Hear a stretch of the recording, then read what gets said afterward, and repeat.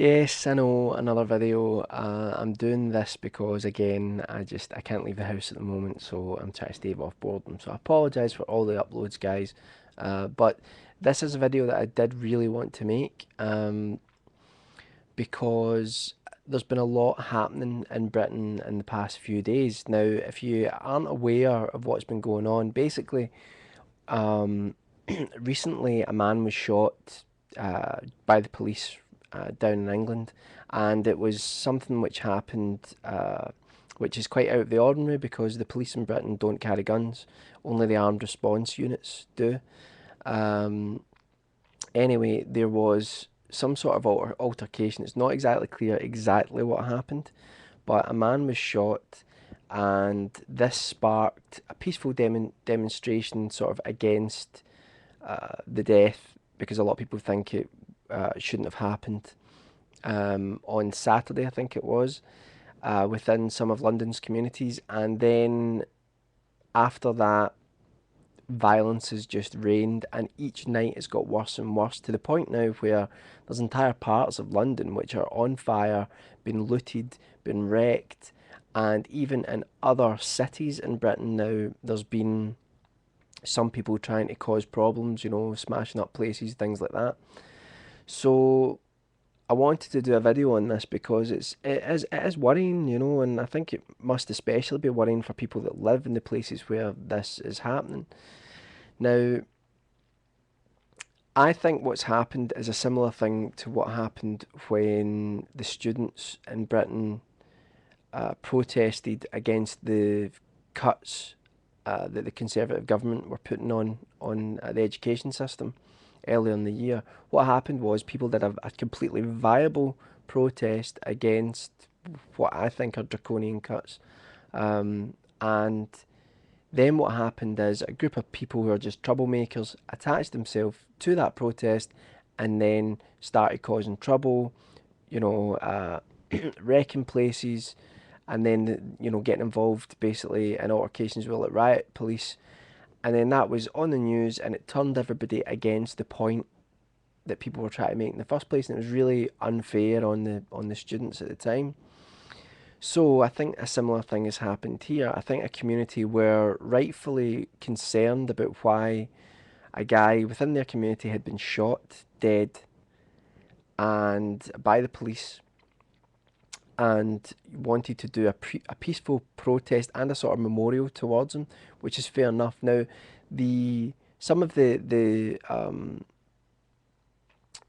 accounts of what happened, on during that shooting, we're not exactly sure what happened, So it was reported that the police had been shot at by this guy, and if that is the case, then the police had no other option to open fire. But then there's other accounts of like eyewitnesses saying that that's not what happened. So there's been like a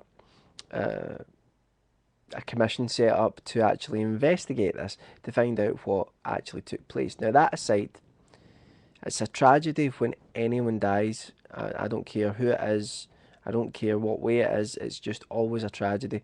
I don't believe that anybody has it coming, etc. Right? But um, I think that in this circumstance, what's happened is that a whole group of people within Britain have actually tried to group together. Apparently, they're using like social networking sites and things like that to actually plot riots. And some of these people have been spoken to, and they've said that they're just doing it for the hell of it. So it's not any political statement. It's not due to any real unrest attached to this incident. It's pure and simply just people doing it out of badness and getting caught up in all of the fervour and hysteria which has surrounded this. Now, I think there's a broader problem here. I think it's one that's been steadily growing in the United Kingdom for the past 30 years. Now, that is that we've got entire generations now of people who have absolutely no respect for anything or anyone. And I mean, I come from Glasgow, right? And Glasgow is I think it's the murder capital in Europe, and we don't have guns, you know, and it's one of the most violent cities in Europe, and um, it's not something I say that, you know, that I'm proud of, you know, far from it. I'm disgusted by it, and I think that comes from the fact that across Britain you see people who are who just don't care. They do not care. And one of the reasons they don't care is because they've never been held to account. Now, a lot of people complain about the police. A lot of people don't trust the police. A lot of people criticise them. And fair enough, um, you know, fair enough, in some circumstances there have been, you know, police who have been found to have been, you know, racist, or police who have been found to have acted inappropriately, or maybe taking bribes, etc. But the vast majority of police are just trying to do their job, and they're trying to protect us. Now, I know this, you know, maybe it's close to me because, like, you know, my best friend is a policeman, and um, I also have close friends from the other side of the track, so to speak. So I see both points of view on it, but nonetheless, I think the majority of police are trying to do their job. Now, it's not their fault that they arrest people, right?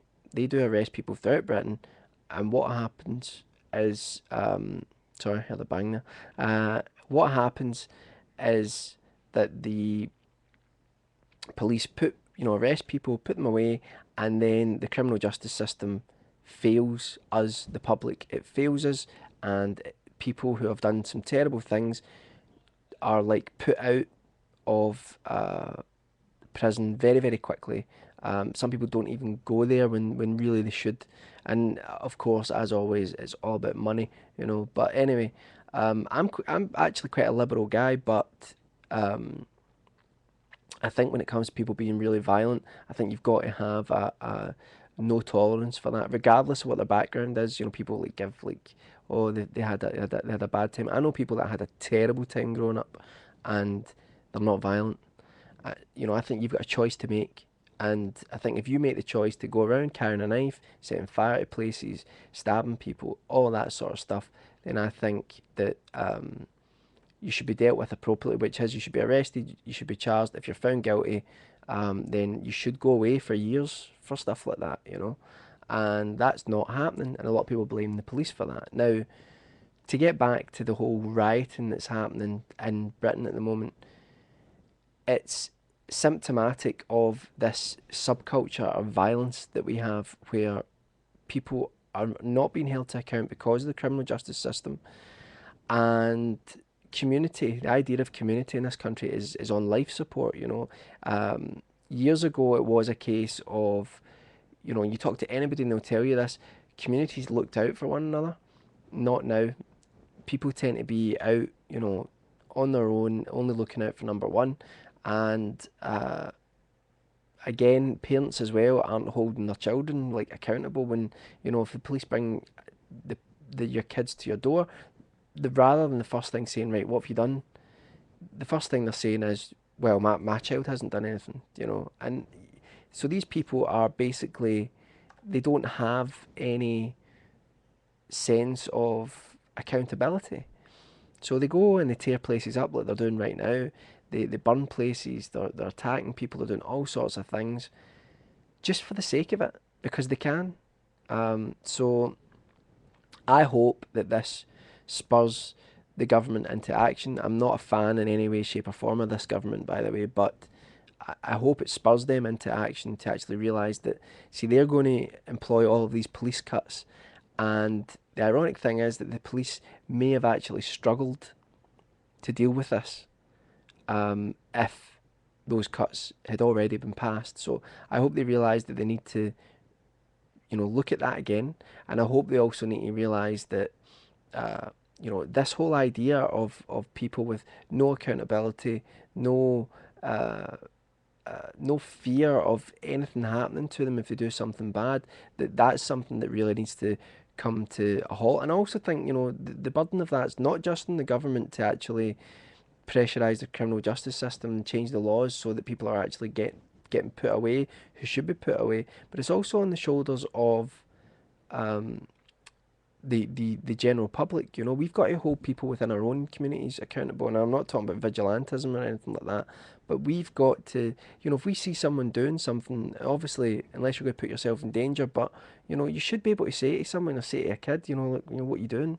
You know, you can't do that. You know, I'm starting to sound like, you know, an old man sort of waving my walking stick, going, "What's that? What's that, kids?" You know, I don't know what that was, but yeah, I mean, this is terrible what's going on. It's really, really terrible. It's really disappointing. Businesses, homes, people who are struggling as it is because of the financial situation that the world finds itself in. And now people are just tearing stuff apart. Um, so I think there's a whole raft of issues in what's going on, but we have to stop this subculture of violence. We have to stop it. We've got to hold people accountable. In the long term, yes, we should always try to rehabilitate people, in my opinion. But in the short term, there's got to be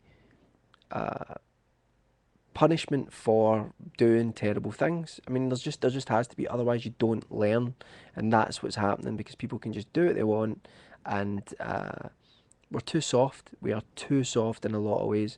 Um, I'm starting to sound like a really strict conservative now, but I don't mean to. I genuinely believe that we're just too soft.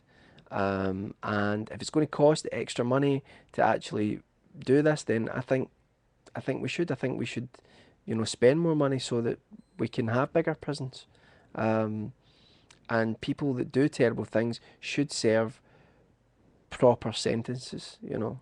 So anyway, what do you guys think? If you're like from outside of Britain, you've been watching this, how would your, you know, how would your community or your country sort of deal with something like this? Has there been anything similar like this happened, you know, where you live? And what do you think of the United Kingdom if you've seen this going on? If you live in Britain, especially if you live down in London or some of these other places where this has been going on, what do you think of this as well? Well, you know, what do you think about the government's response? Because I should actually say, David Cameron was on holiday, who's the Prime Minister of Britain, and he wasn't going to come back when all of this was kicking off. Oh, I'm on holiday. That's not good enough. You know, if you're Prime Minister of this country, you need to be on call 24/7. And when something like this kicks off, you need to be there, absolutely be there, to help the British people. And I think that's a big mistake, and I think a lot of people are going to lose a lot of faith if they haven't already. I mean, I don't have any faith in David Cameron or this government, but you know, I think a lot of people who did have faith in them are going to lose that. Anyway, let me know what you think, and there's going to be more videos coming today. I know I'm uploading loads, but try to stay off the boredom and all that. All right, so thanks for listening, guys.